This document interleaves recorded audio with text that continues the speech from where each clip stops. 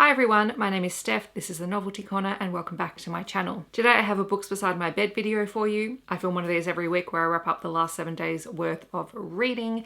If you're new here, welcome, and if you've been here before, welcome back. This is my reading week from the 8th until the 14th of August. I read a total of 5 things this week. That equated to 1,486 pages and my yearly reading total is 310 books. I'm also participating in the Dark Romance Weekend Read-a-thon. Oh my goodness, I can't talk today.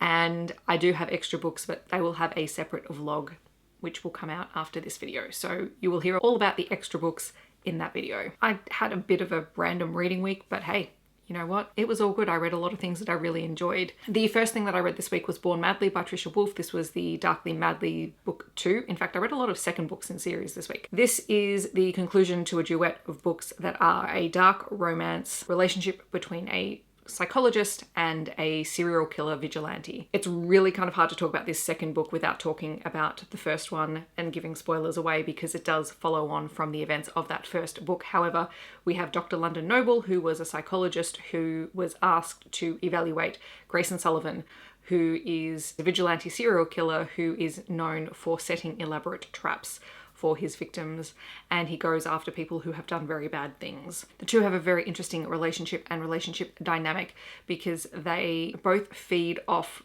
one another's personalities, and we begin to rapidly realize that London herself has a very dark side to her, and it is just great. It is super, super dark, but it is definitely a really engrossing story if you like that kind of Joker, Harley Quinn sort of dynamic. I really enjoyed both books and I didn't see the twists coming in the second one, so I totally appreciated that. It's definitely a morality chain story, which of course ticks a whole lot of boxes for me because I love a good morality chain. There are a huge number of content warnings in this book, but the ones that I think you need to be aware of are attempted rape. There's a whole lot of obviously murder, death, blood, gross things, choking, traps, child abuse and torture, and also graphic sex on page. Then I read The Unicorn's Mare by S.J. Sanders. I think this one was recommended by Brie in our buddy reading group, and this one is a fantasy paranormal romance story between a human and a unicorn shifter. Well, actually no, he's not even a shifter, he's just a unicorn. So Steph is a regular human living her normal life when she is approached by Elif, who is her mate.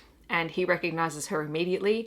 He's in the human world in order to find his mate, and once he finds her, he basically stalks her until she agrees to come with him. Of course, it's not so simple because just by finding Steph, Elif puts her in a lot of danger and a lot of fey creatures come after her, and so they end up having to go on the run with a goblin called Grimsel who just tags along and offers the sidekick commentary. This was fun. I felt like the actual escaping part dragged on just a little bit. It was a little bit more fantasy than paranormal, which also possibly skewed my thoughts on the book, but it was just an interesting, different kind of take, and I have not read a unicorn paranormal book ever, I don't think. I also read A Psalm for the Wild Built by Becky Chambers. This is her most recent novella. This is the first book in the Monk and Robot series, but it's a world where eventually the robots gained sentience and decided that they wanted to leave humans and they wanted to go and explore the wild. And that's exactly what they did, and the humans let them go, and so humans and robots have not had contact for hundreds of years. Our main character Dex uses they them pronouns and is a monk who decides to give up one way of living at the very start of the book and become a tea monk. And tea monks travel around to local communities and they brew teas that best suit the drinker. So they just travel around. They're very well respected by the communities. They're embraced when they come to the towns, but Dex begins to feel like they're missing something in their life and they decide to go off path. As they leave their path and begin to explore, they come across a robot who asks the question, what do people need? And this story is really the way that these two begin to get to know each other and begin to puzzle out humanity and also robots and nature, and the whole thing is just beautifully told. It's Becky Chambers, her books are always beautifully told, and you sit there and you just question this gorgeous little book that just asks you to think, why do you believe the things that you believe? So I thoroughly enjoyed this. It was gorgeous and I can't wait for the follow-up. I also read Storm's Heart by Thea Harris, and this is the second book in the Elder Races series, which the first book was Dragonbound and I read that a couple of months ago. This is Ninian, or Trix's story. Trix was a side character in the first book, and we found out that she was the true heir to the Dark Fae throne, but her family was murdered by her uncle, and so she had to go on the run, and she was taken in by the Weir, or the shifters of this world. At the end of the first book, she has been outed and has to go back to claim the Dark Fae throne, and at the very beginning of this book we find out that something has happened and she has gone missing. Dragos, who is the head of the Weir, and his, I've forgotten what they call them, like sentinels, are very concerned about her safety, and so Tiago, who is the grumpiest of grumpy heroes,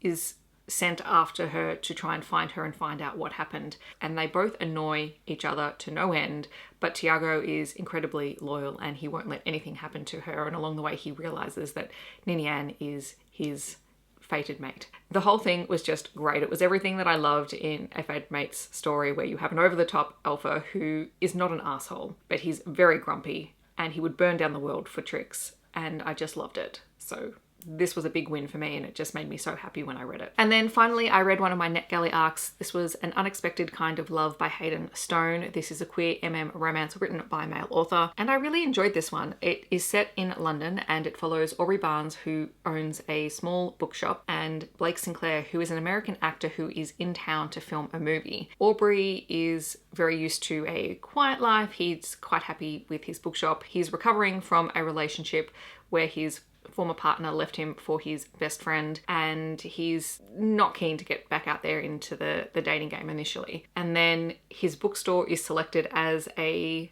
filming site for this film, so his path crosses with Blake, and the two have instant chemistry and they get along great. And then they have this sort of whirlwind romance while Blake is in town. I will say that the first part of this book was really fantastic, and then sort of the second half of the book did drag a little bit. This book does have a lot of content warnings, and the author was fantastic because they put it at the very start of the book. So there's death and illness of a parent, you have homophobic parents, internalized homophobia, there is a forced outing of one of the characters, you have a possessive ex, there's alcohol use, so be aware of that going into it. But none of it was disrespectfully done at all. They're just certain things that I think might be triggering for people. It did kind of give me boyfriend material vibes a little bit, but yeah, I think there were just some things that I felt were too quick in the story, particularly in the second half, and that if there'd been a little bit more time spent working on developing them or drawing out a few key scenes, it probably would have been right up there as a book that I really loved. As it was, I still really enjoyed it, and I'm glad that I read it. So those are the books that I have read this week. In the comments, let me know if you have read any of them or if you're planning on picking them up. Otherwise, feel free to share something that you have been reading yourself. Or if you're here but you don't want to leave a comment, feel free to leave me a robot emoji down below. I hope that wherever you are in the world, you're staying safe and healthy, and I will see you in my next video. Thanks so much for watching. Bye, everyone.